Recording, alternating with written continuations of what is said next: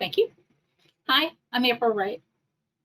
I am a preventative security specialist. I've been doing this for a really long time. I have a lot of interests in OpSec is one of them, operational security.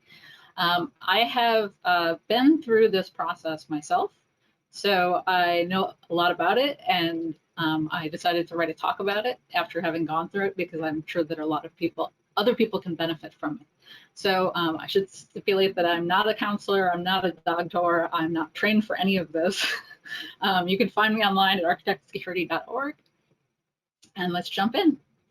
So the inspiration for this talk was a Great Schmidt-Kahn talk. Essentially, TLDR, a friend of the community passed away, and they had to do digital forensics on his entire life, trying to break into bank accounts, like not break into, but trying to get into bank accounts using social engineering, doing all kinds of different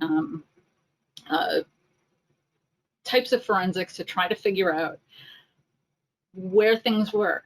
Where is his insurance? What are his passwords? That kind of thing. So the answer was essentially to have a sort of legacy drawer, which is maybe not a drawer, but maybe a safety deposit box that has a master password for your password manager and printed copies of important documents, things like that. So that's one of the inspirations. The other one is having gone through this, it is incredibly tough. So not all breakups are due to abuse, and not all breakups leads to stalking. So if you're lucky enough to be peacefully decoupling, this talk will be useful to you still, especially from an OSINT and checklist point of view. You may encounter this situation in the future, or you may have a friend that will, unfortunately. So this talk was specifically developed to address hostile breakup scenarios where one person doesn't want to break up, when a partner is being abused, or when someone's trying to get away from their partner. Much like we consider public Wi-Fi to be a hostile network, we must also consider worst-case scenarios and defend against breakup-based threats. So even if your partner is not malicious, they may still have personal info about you. There's digital connections, and they could also be used as a pivot point for attacks against you. I truly hope that nobody's in this situation where you need to escape a relationship, but I also know that's not going to be true. So my heart goes out to each and every one of you. I am a survivor.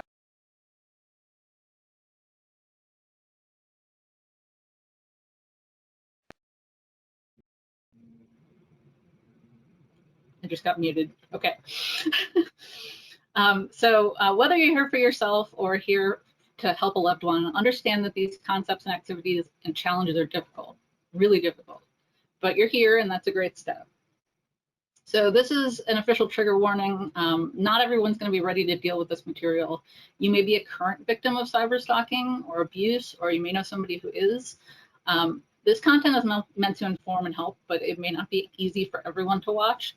So if that's the case for you, please consider watching later when you're in a better mindset, or when you're ready to help, or when you can pause or stop or resume at your own pace. If you're in danger, call 911, obviously, but don't worry, this isn't going to be that bad.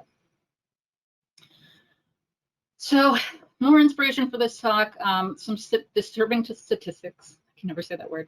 I won't go into all of them, but 1 in 3 women and 1 in 4 men will experience a violent partner in their lifetime. And 1 in 4 women and 1 in 13 men will be a victim of stalking in their lifetime. This doesn't even begin to count the number of people who have been subjected to non-physical forms of harm, such as mental, verbal, psychological, or financial abuse. So I'm going to start this out kind of mythologically dark. Before I start this story, I should note that the traditional translation of the Latin word rape or raptus means seized or carried off, and does not specifically refer to sexual violence. So Gian Lorenzo Bernini's statue, Apollo and Daphne, as you can see here, it's an unnerving depiction of unwanted desire. In Ovid's poem Metamorphoses, the Greek god Apollo was an insecure narcissist. Sound familiar? The virgin nymph Daphne does not want to marry anyone. So Cupid shoots 2 arrows, one that makes Apollo desire Daphne and one that makes Daphne repulsed by Apollo. When Daphne realizes that the stronger and faster Apollo will eventually catch her, she asks her father for help. His solution is to turn her into a laurel tree, like you do, which will make her ugly and impossible to rape. This is kind of symbolic of how some people will, specifically women, will wear ugly clothing, baggy clothing, eat compulsively, and try to make themselves less attractive targets. So yet even after becoming a tree, Apollo touches her. She recoils beneath the tree bark to his touch. Ovid explains, he loved her still. He placed his hand where he had believed her heart would be beating under the bark, and he embraced the branches as if they were still limbs and kissed the wood. Daphne, however, still resisted, and the wood shrank from his kisses. She is disgusted with his obsession with her and clearly wants him to leave her space. Yet Apollo does not show any empathy or compassion for this woman who he just hounded into becoming a tree. He declares that the laurel tree will not be his tree. That way everyone will think of him when thinking of the laurel tree. In this way, Apollo completely erases Daphne as even a memory, supplanting her entirely with himself and his narcissism. He uses the tree's leaves as his crown, the laurel crown. And in the Greek language, the word for laurel is Daphne. So sculptor Bernini captures the precise moment when Daphne symbolizes from a woman to a tree. Apollo grasps at Daphne's torso, which has already begun to take the form of bark, while roots sprout from her toes and erupt from her flowing hair. As she lunges skyward away from Apollo, her body tilts and her open mouth strains. As scholar Andrea Ballard put it, even Daphne's expression seems to betray a transformation. The fear of being caught gives over to horror at the means by which she will avoid capture. Bernini conveys Apollo's savage sexual appetite through movement. The god's hands flex, the robes threaten to slip off his waist, and a spray of leaves emerges from Daphne, pointing to his groin. So I was curious. I wanted to see this spray of leaves that was emerging from Daphne that is pointing to his groin that she used to protect herself. So I found another angle and honestly was not disappointed. I've personally wanted to do this myself, so kudos. Another tale from Ovid's Metamorphosis revolves around the abduction of Persephone. And you might remember this story. She ate 6 pomegranate seeds while in the underworld, and she ended up having to spend 6 months in the underworld and 6 months above ground, and that's how we got seasons. Sure. However, you probably don't realize what a horrific story this actually was.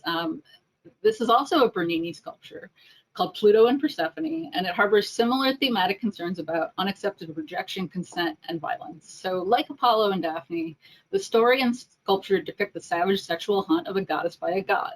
Bernini expresses the pain and sorrow as Pluto clutches at her tender skin in the form of an agonized expression and a single tear. These stories' unique ability to convey emotional and physical strain of rejection and stalking is irrefutable. These masterpieces disturbingly depict unwanted pursuit and predatory behavior. If you think this is uncommon throughout history, it's not. Here are some examples from ancient history when documentation was scarce and many stories went untold. This doesn't even begin to approach modern documented history or the things that happen with modern technology.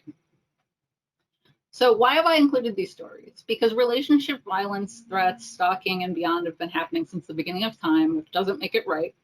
But what has changed is that we now have a new life online, which allows an entirely easier and larger avenue for victimization. This talk will assume the worst case breakup scenario as its premise. So if you or a loved one is going through something like this, I just want to say you're not alone again, but in pink. So what happens when I do becomes I do not. So here's a possible hostile breakup landscape. You're dealing with someone who's suddenly untrusted. They are probably fairly technically savvy because most people are these days. You have a shared circle of people that you know, and they know a lot about you. They probably know your social security number, your birthday, your mother's maiden name, some of your passwords, your banking info. That is basically our threat landscape. So the threat or the person who's being broken up with tends to be controlling, manipulative. They believe that they have the right to oversee all aspects of a relationship. They often see themselves as victims, and they will try to keep you from leaving. And they will sometimes even physically keep you from leaving. The cycle of relationship grief, which is denial, anger, depression, bargaining, and acceptance. Everything before acceptance can be very painful and become a nightmare for the victim. Grieving partners can quickly go from partner to threat. So the target, the person who's trying to get away, they have been through so much normally that they have lost self-confidence. They don't feel like they're worthy. They may stay in the relationship despite how unhappy they are because they have children or they're dependent on the other person, or there's community ties that do not approve of divorce or people leaving. And a lot of abuse and bad relationships involve brainwashing and gaslighting, which will sometimes convince someone that no one else will ever love you like I do, that kind of thing. So stalking and bullying victims where they don't know the person, so like it's a stranger on the internet, they live in fear just like somebody in a relationship, with anxiety and fear about what could happen, who is this person, what will they do next, and so there's a lot of risk that we have to manage.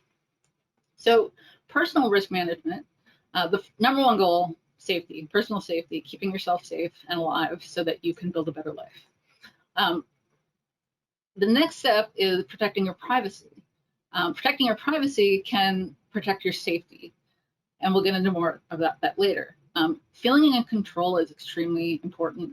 As you transition to independence, you need to feel like you are making the decisions. So we need to protect our assets and remove access that the person may have, try to avoid surveillance that they may try to implement, and mitigating and minimizing threats from the threat. And finally, monitoring for intrusion attempts and indicators of stalking, which are a lot like IOCs. Okay, so I'm clearly a goddess, but what does this have to do with security? So we live in an interconnected world that is just growing by leaps and bounds with IoT and all kinds of other things. So it's incredibly easy to spy on someone and watch people and see where they're going, see what they're doing, and try to sneak back into their lives anonymously. We can't change a lot of our PII. You can change your name and your social security number and some other things. But if somebody knows your information about you, they could use it against you. So it also allows, through social media and other chat platforms, for the threat to get in touch with people that you know. And they could do it anonymously. They could do it by pretending or impersonating someone else. We tend to overshare on social media. So if you are checking into the local pizza place, they're going to know where you are. They're going to know where you go. They're going to know where you go regularly. Location tracking is basically built into almost every app and every device imaginable. So it is a problem. And spycraft gear like hidden cameras and hidden microphones and things like that are readily available to the general public, and they're fairly inexpensive. So over time, our lives do tend to become digitally intertwined, especially if you live together. When you end a relationship, some of the possible complications are moving. So you might be moving to a new city to get as far away as possible. You're going to have to make new friends, learn new routes to work. You're going to have to learn where things are, and that is very stressful. Even worse, you might have to stay local because of family or kids that are shared. Kids are going to bring up a whole separate set of issues because you are probably not going to be able to maintain anonymity for your address and other things, because there's going to be court documents and other types of things that happen. So you're going to have to put up different kinds of protections. If you own assets and houses and or a house or cars or furniture or business even, you're going to have to split that up. And you're going to have to either one person might buy somebody else out of the house, or you might sell the house altogether. So there's going to be some back and forth there. And there might be disapproval from people. They may love your partner because they're probably very charismatic, and as many narcissists are. So there may be some pushback there, as well as religion. You might have shared services, like you're going to have to get your own Netflix. You might have to get your own accountant. If you have copies of important documents, you're going to want to make sure that both sides have them. And you may even have shared bank accounts and credit cards and loans and things that are going to have to be decoupled. So let's think about a scorned or unhappy partner as a sort of advanced persistent threat, or APT. The partner who does not want the relationship to end, we'll call them the advanced partner threat. So they have common threats, tactics, and procedures, TTPs, just like a regular APT. So we fight those with understanding, awareness, and action. When it comes to cyberbullying, anything goes. The most common types of things are messaging and just trying to get in touch with the person. There's also spreading of rumors, sharing photos or videos that are embarrassing. Revenge porn is something that's definitely very common in these types of scenarios. They may create harassing websites or fake profiles. That's one of the most common. And once that content is out there, it is most likely widely distributed and hard to get off the internet. And there's that concept of internet permanency, where once it's on the internet, it's forever. So it's probably indexed somewhere or copied somewhere, and it's never going to go away. So stalking the victim online, spying on the victim, embarrassing them, sending them spam, signing them up for 100,000 spam emails, trying to prevent them from being able to do things, social engineering. They may call your work or your apartment or something and try to get information about you. They may try to deface or do something with your own social media site. They could dox you, they could provide all of your information, they could humiliate you. There's all kinds of things that could just be so embarrassing that they could do, even if they're lies. Financial control is another interesting one, probably less common, but they could install ransomware on your computers if they have access. They could extort you. Let's say they do have embarrassing information. They can commit other kinds of fraud, or they could take money out of your shared accounts, which is embezzlement. So they could be using scare tactics and other types of things. They could hire a third party. They could hire a PI. They could impersonate you to try to get back into accounts that they've been locked out of, or they could impersonate others to try to reconnect with you. Unwanted phone calls, hang-ups, things like that. Gifts, letters, flowers all sound very nice, but not when you want the person to leave you alone. They could be watching you from a distance, spying with listening devices, the spycraft types of stuff. They could put a GPS tracker under your car and you probably never notice. Or even they could be watching you with a drone. I mean, this is 2020, like there are so many possibilities. They could approach you or show up at work, which could be incredibly embarrassing or possibly even dangerous. They could show up at your house, school, anywhere that they know that you're going to be. Leaving threatening things. I'm not talking about like a horse head in the bed. I'm talking about maybe a note in the car that says like, you know, call me or something, or like I was here, like just kind of showing that they can get to you. Or they isolating you from other people by impersonating you or telling lies or other types of things, also very common.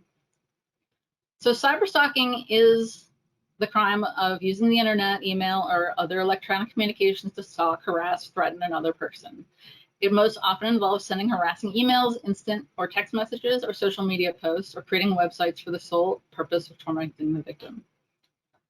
What's important about that is that stalking is a criminal act. It's criminal in all 50 US states, District of Columbia, territories, and at the federal level. And we'll get into more about that later.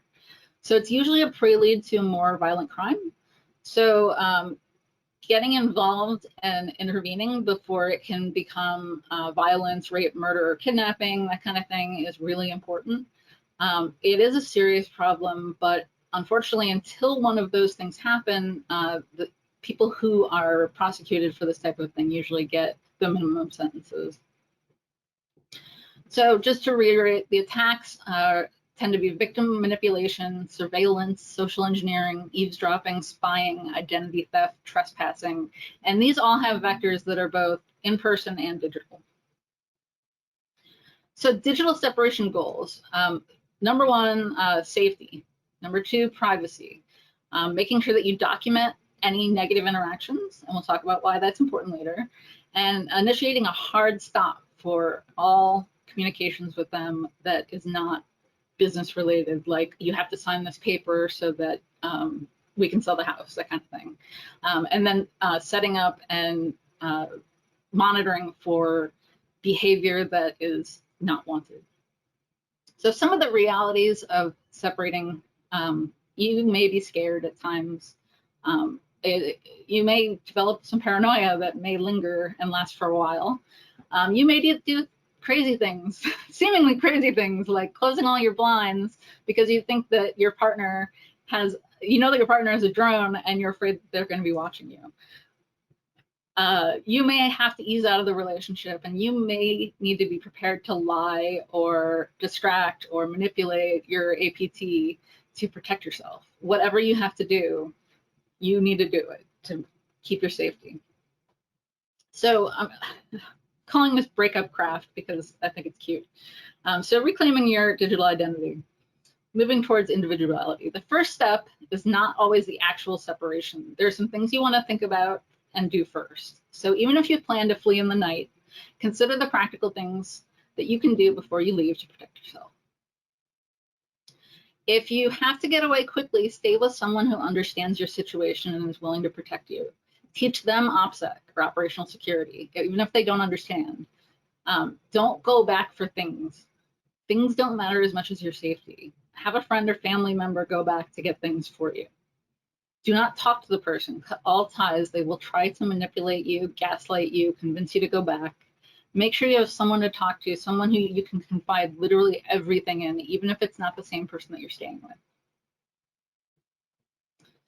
If you hire movers, this is very important. You tell them to not let anyone know where you'll be moving, not just the movers who show up for the job, but also the receptionist. Have them put a note on the job to not disclose any information, talk to a manager if you need to, whatever makes you feel most comfortable that they're not going to disclose information about you. There is something called an address confidentiality program, which we're about to talk about.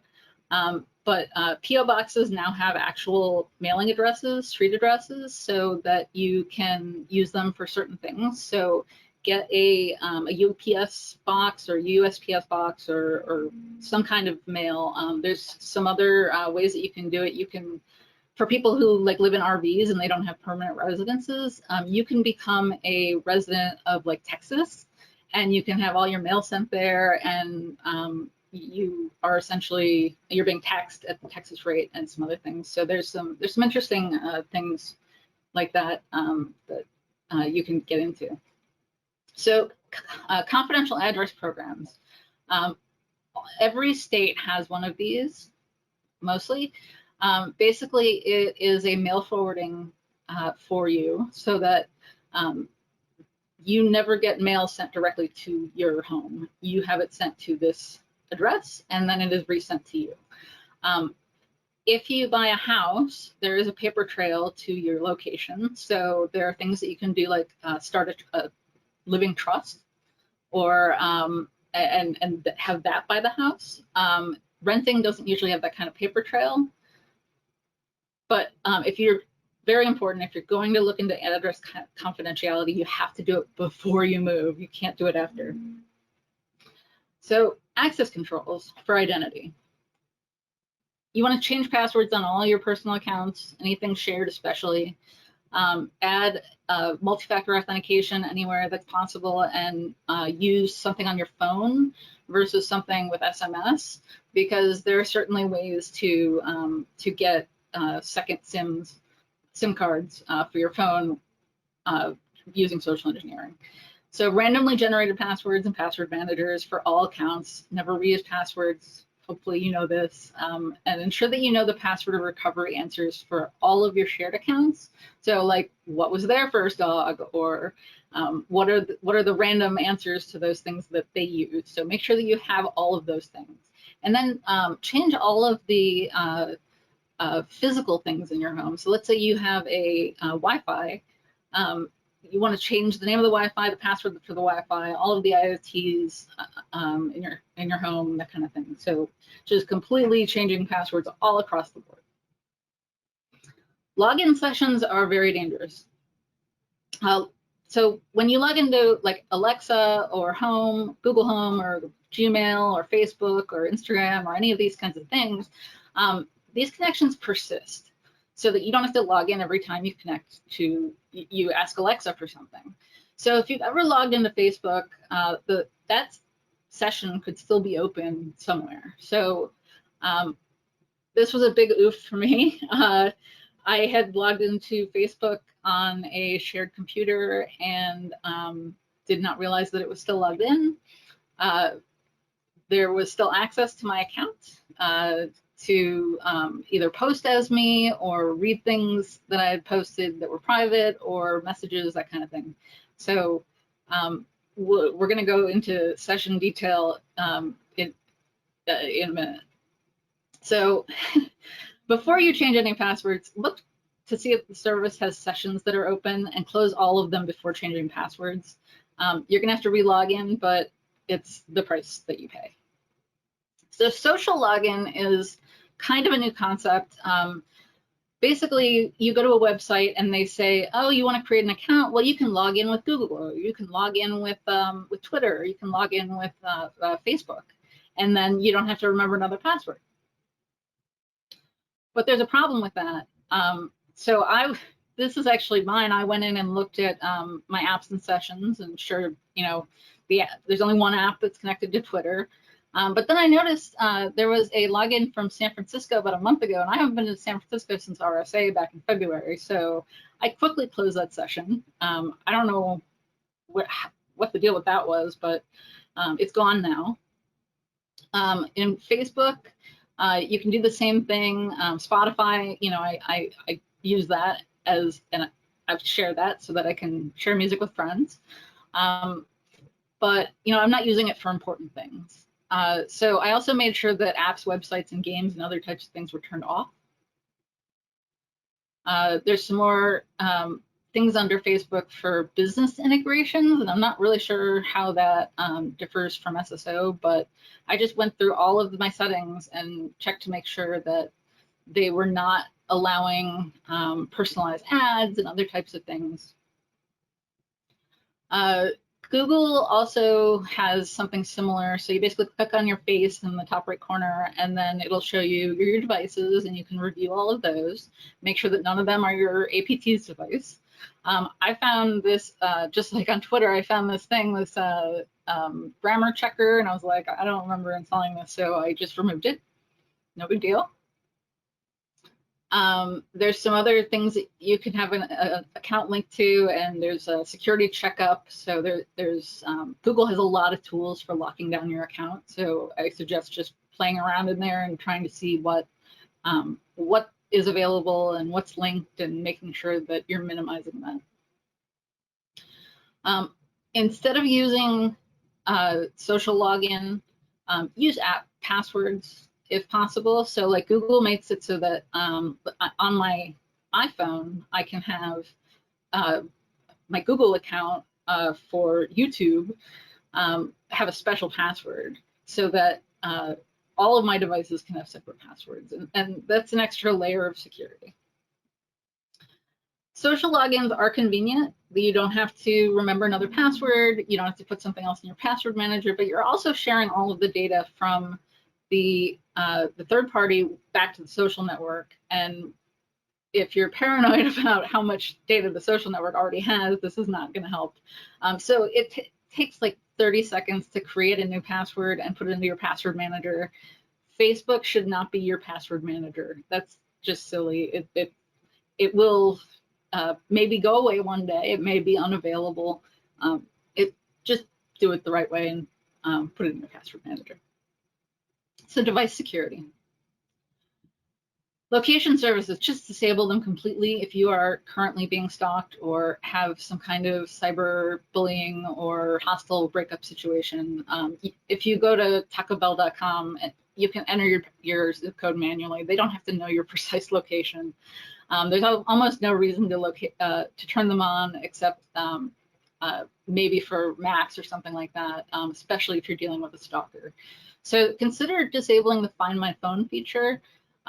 If somebody is able to social engineer their way into one of the app stores or an account that has access to that, that is very dangerous. So is the $800,000 you're going to spend on a new iPhone, that is nothing compared to the cost of your life and your safety and your feeling of safety. So review all the installed apps and remove any apps you don't use. If you have a family account, and this is very important, with both Android and iOS app stores, you can have family accounts that share purchases. They can also usually find phones between the family. So make sure that you completely remove your APT from your family so that they can't get into things that you download. That, like, let's say that you downloaded a dating app, they might see that, and that could throw them over the rails, right?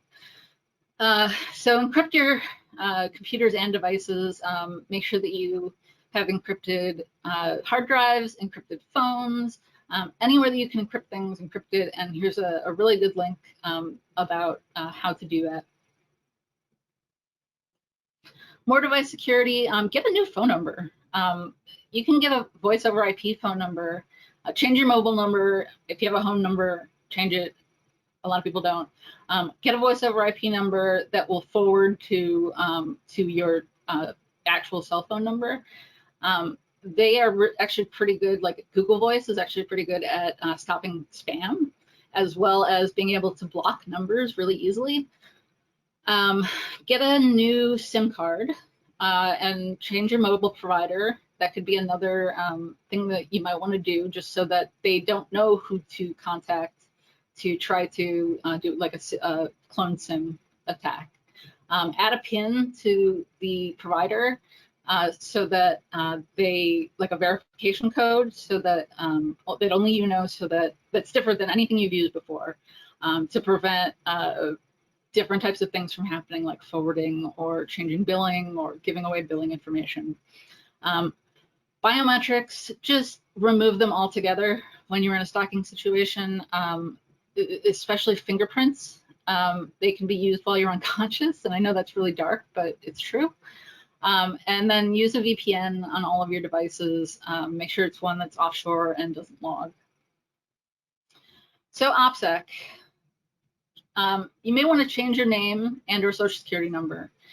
This is one of the most common things that people do that are trying to escape a bad situation. If you have kids involved, this may not be a step that you take. If you're going to change your social security number, you want to make sure that you change your name first. Otherwise, it'll be documented. If somebody asks where you are, where you're from, what you do for a living, give vague answers. Don't tell them, oh yeah, that's the building I live in, or you know, just be really wary about what you tell strangers, because you never know who people are. When you're going out alone, there are apps that you can have you and a friend, and you tell them basically, I'm going out. If I don't check in within this amount of time, and your device will ask you to check in, it will alert them, and then they can know your location and things like that. You can do it with like DMs or messages, but the apps make it really easy. Carry a self-defense device if you go out. check your local laws. Like in Massachusetts, I believe you need to have a like a gun license to have a taser, I think is what I read. Brass knuckles, I mean, that's questionable too. But like a whistle or pepper spray, those are usually legal. But again, check your local laws. And definitely avoid doing any kind of online dating until this is done, because they may try to catfish you or find you in dating by targeting certain demographics and things like that. So that could really be bad. Make sure you don't check into places virtually. Do not write reviews about the places that you go to. Just avoid it. There's no reason to give 5 stars to the place that you go every morning for coffee, because that's going to expose where what your habits are. Vary your routine. Go to a different coffee place every morning. Take a different route to work. Don't change gyms. Like there's different kinds of things that you can do to change the knowledge that the attacker has about you. Credit cards and financial considerations. Get new card numbers. Make sure that if either you're removed from their credit card or they're removed from yours. Change the secret word with your bank. Like, don't use your mother's maiden name. Please use something random that you can pronounce that you store in your password manager. Get a new bank brand. That also makes it harder for them to social engineer the bank into giving them information. And as soon as you have a new account, start funding it. You can usually go into, like if you're a salaried employee, you can split your paycheck into 2 or more accounts. So start sending a little bit of money if you are planning to leave, that kind of thing, or just completely switch it over if you're just done and you're out. ATM PIN, it's hard to remember. You probably have the same one forever, but it's worth doing, and you should probably do it regularly anyway. Freezing your credit is very important, because it means that the attacker can't open accounts in your name while the account is frozen. Now, one of the problems with that is that if you don't claim your account, like your information, before they do, they can claim it if they know enough about you. So make sure that you've claimed all 3 bureau freeze accounts today. Everybody should do that. And then put credit freezes on, and only remove them if you need to do like a check for like an apartment or a loan for a house or something like that.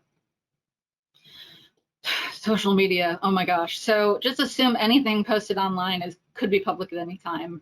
We've seen this with Instagram and some other different platforms where private things were made public. That being said, you can review the privacy options of your social media account, like have a completely private Instagram. You can also, avoid posting to Instagram potentially while you're dealing with something. Go through your friends list and remove anyone that is closer to the APT than you are. You don't need to show your phone number on Twitter. You don't need to show your birthday on Facebook. It's just don't show that. Just share as little as possible. Use a voice over IP number for signing up for different things, and you can get different ones for different accounts as well. And you can create groups for different types of friends, so that you can only share certain things with people that are in your family group or whatever. But again, assuming everything that is posted online could be made public at any time. Don't accept friend requests from people that you don't know, or if it is someone you think you might know, contact them out of band to verify. Warn people around you what you're going through. You don't have to go into a lot of detail. Just tell them that, don't give away any information about you to anyone for any reason right now, because you're having an issue. Avoid polls and quizzes. That's kind of my general advice anyway. Don't post photographs that might indicate your location.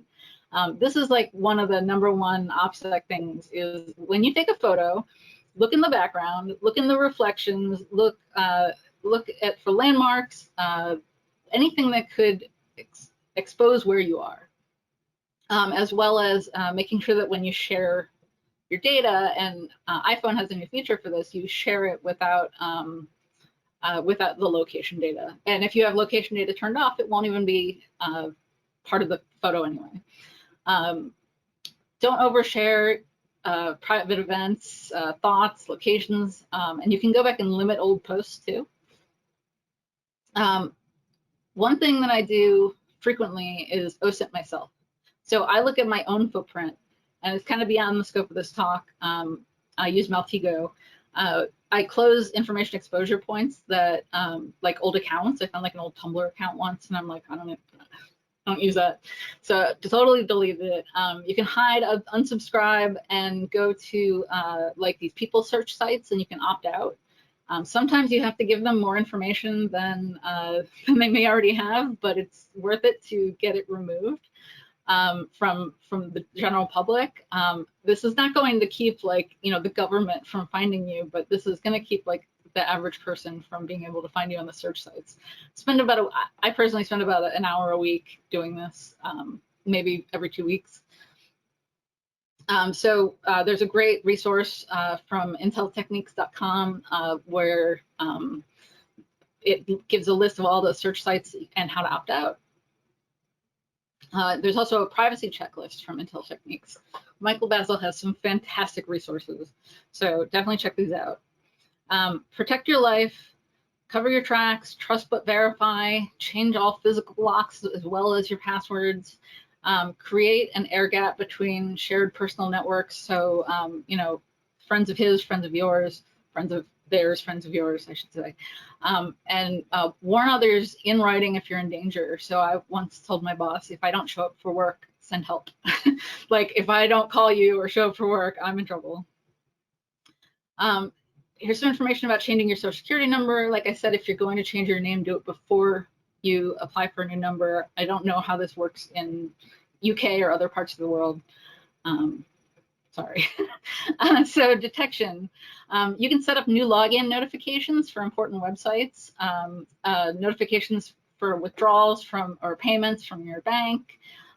Tell your neighbors and other people, like if anybody suspicious is seen, like let me know.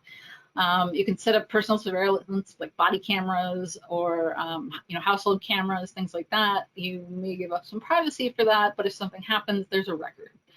You can set up Google alerts for your name, but most importantly, whatever alerts you set up, review them. Don't just ignore them. Don't delete them.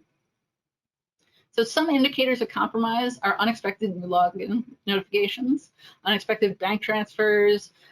Somebody reports suspicious behavior. There's a notification from your camera that says that it's on movement. Unexpected credit alerts. So if you probably have credit monitoring from some breach that happened to some company where they gave out free credit monitoring. If you don't pay for it, it's definitely worth it. Or if an unrecognized app shows up somewhere, you know, that's also an indicator. There are some preventative and detective entry controls like door jams with or without alarms. There are some various things that can keep doors from opening. The one on the left I use in hotels, especially around DEF CON. If you are in an apartment and you can't install external cameras, the Ring peephole camera is really good. There's also Simply Safe. It's not like a lot of installation. Nest cameras, cloud recording, notifications, put them all around anywhere you need them. Car cameras, very important too. If you drive, I mean, even if you aren't being stalked, it's a really good idea to have a 360 front and back dash cam, and make sure you set the timestamps on these things so that they're accurate. Check your local laws to find out if you're a two-party consent state, but you may want to record threatening phone calls. Here's some devices. So why do we want to keep the evidence? In case we want to seek a protective order or go for custody or press charges or enforce victims' rights. We want to document everything. Emails, interactions, save this. If there's a website set up about you that's exposing things, print it out, save it as PDF. It may go away. Same thing with social media posts. So if your data is compromised, or ransomware or something, having hard copies of that is also important. And make sure that there's a date and timestamp. You can usually print headers that have those for websites and stuff. I mean, things are ephemeral on the internet, so just make sure that you keep records. Victim laws, every state and federal, like we talked about, have some sort of victim laws. Usually the federal laws involve someone crossing borders, like a state or international, and the FCC gets involved when there's telephones and things like that involved. But the key thing is that they must either commit a crime or have intent to commit a crime. And so that can be a little bit difficult to prove. So what's the difference between a restraining order and a protection order? A restraining order is for like a stranger or someone who's not in a relationship with you. But a protection order is like a civil protection order or stay away order. It keeps people away from you, you have to be a certain distance from you or not go to your work or that kind of thing. You can do it on your own, but victims advocates will help you do it. So if you just look for that resource on the internet, there are a lot of them. The victims' rights are listed here. I'm not going to list all of them, but these are the general ones that you can get your personal property back if they keep it. You can get compensation if they do damage that costs money, or even potentially if you're harmed and end up in the hospital, and you have the right to be protected. So don't be afraid. Just be proactive and reactive. If you're in danger, call the police. Get a protective order. Recognize the TTPs. Reach out if you need help. I cannot stress that enough. Tell others what's going on. Talk to your friends and family. Reestablish your support network.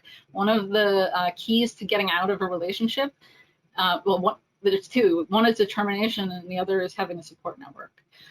So it's painful, but there's hope, and there's especially hope if you have a support network.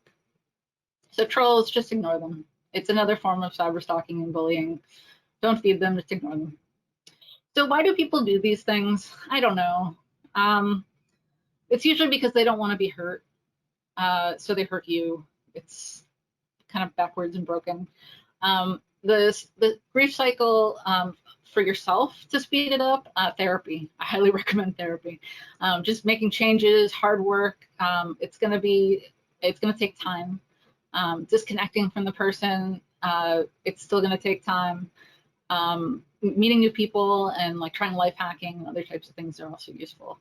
So gaining determination to leave, just look at your situation, realize how strained and drained you are and how unhappy you are in the relationship. Look for the signs that we talked about, like gaslighting and manipulation, and just realize that you're brave and you can do anything. So there's way too many resources for this talk, so I'm going to kind of speed through them so we can get to questions. Maltego is a great resource. It's got a little bit of a learning curve, but this is mine in various forms. So basically, I put in my email address here, and then I can check, and it checks have I been pwned. It links to my my address, and it found #OrangeTeam, which is something associated with one of my previous talks. So interesting that it found that. I'm not going to show all of the various aliases and things that I put in here that I know about myself. These are some really good resources. So Michael Basil, once again, 4 out of 5 of these. Thank you, Michael. These are amazing, very, very good books. I mean, just a wealth of information. Victim resources, there's all kinds of websites. I mean, if you are living with someone, you might want to do like a Tor browser session or even a private browser session, just so that these don't show up in your search history as another OpSec type of thing. If you're looking for ways to get out or hide your tracks. So I want to say that you are not alone if you are going through something like this, and you might feel isolated. And you might be thinking like, this is so overwhelming to have to do all of these things to reclaim my digital identity. But you're not alone, and people will help you, and people in this community will help you, and people in all communities will help you. There are so many resources out there to help people that are going through nightmare scenarios digitally with identity theft, things like that. So that's my talk. I really wanted to credit the person who took this photo, but it's been used so many times I couldn't find them. So if you want to human with me, I'm at April Wright on Twitter, and DM me, or my email address was earlier on the slides. That's my talk. And I hope you never have to go through any of this, but if you do, just know that there is hope. So do we have any questions? Yeah, I just want to say thank you very much. This is kind of a tough topic to talk about, so just thank you for being able to like present it in a way and combine everything together and just easy for people to consume. And like you said many times, if anyone out there is going through this or knows someone that's going through this, you're not alone. And if you're in a position to be an advocate and support them, just do everything that you can to try and help people. So that's all that I'll say, just to support that. We do have a couple questions coming in, but the first one that I'll say is from Investigator Chick from Discord. Investigator Chick or Cheek. There is a fourth credit bureau as well. It's Innovis. So creditreporting.com/Innovis is a fourth credit bureau. I did not know that. That's good to know. Yeah, that's kind of the sentiment that a lot of folks are getting online in there. So there is a fourth one. First question is from Snoochie Boochies. Do you have any recommendations for blue teams to combat or detect when they are being socially engineered for cyber stalking? That's a good question. So I think training is going to be the key here. There's not going to be like a Blinky box that you can install that's going to detect these kinds of things. One thing that you could detect potentially is somebody calling from different phone numbers trying to ask about the same account. That could possibly be correlated. Or if you wanted to do some kind of programmatic thing, you could, if a certain profile has been accessed to a bunch of times in like the same day or same week or whatever, that could be something that you could look for.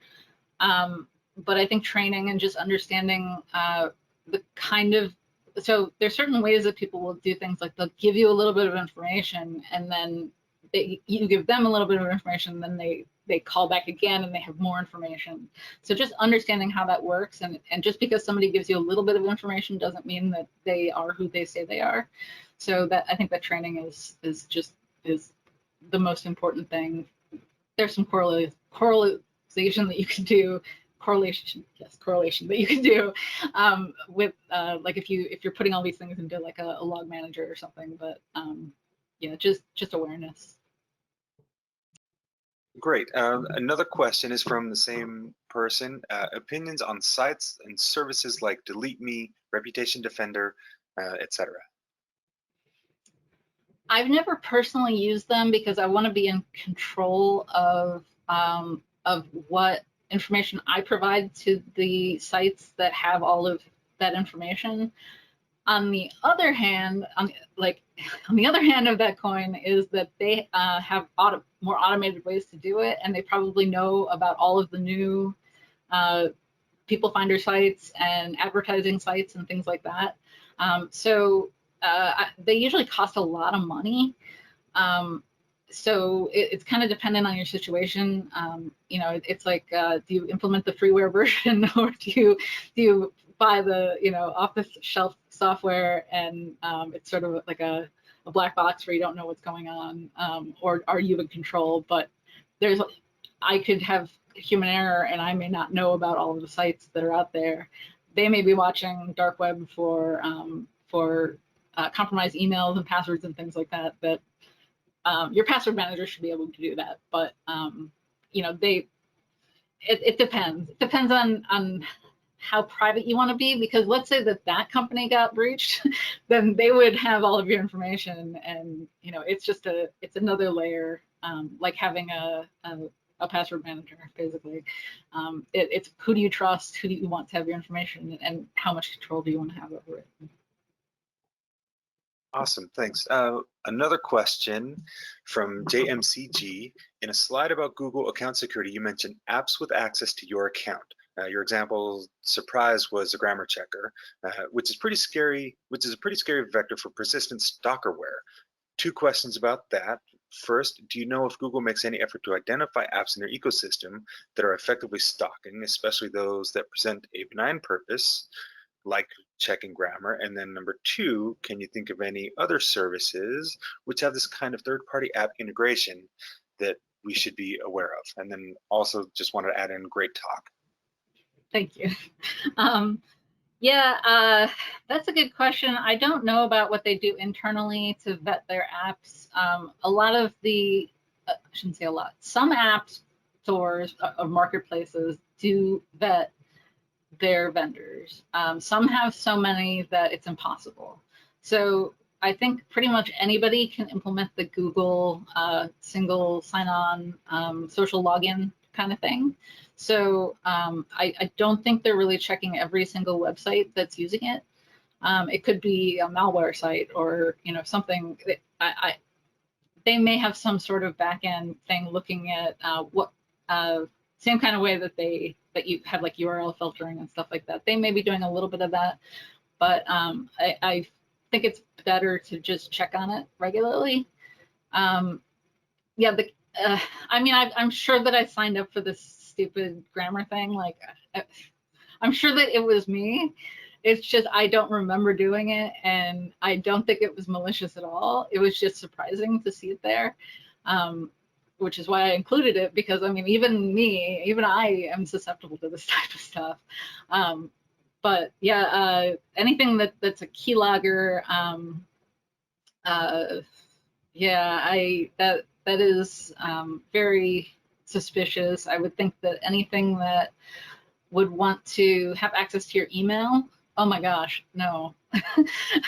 Like any kind of plugins for like Gmail, just be really careful, like that kind of thing. Email, keystroke loggers, anything that asks for your location. Like I'm constantly getting these these little drop-down things on my browser that are like, share your location. I'm like, no, like, why? I'm not, it has nothing to do with anything. It's like a news site or something. Like I don't need personalized local news. I can find that on my own. So yeah, it's just, you just have to be vigilant, I think, is the key. And I don't know that there's anything that can programmatically protect you from all these different types of things. I would say that if somebody does have physical access to your computer, to check your cables once in a while and see if there's a new little USB adapter or something that could be a keylogger. Using a VPN, in case somebody's got like a pineapple and they're spoofing a Wi-Fi, just being very careful. I don't have a better answer than that. I'm sorry. I think that's great. So we are unfortunately right at the end of the time. I just want to say thank you again very much for the talk. It was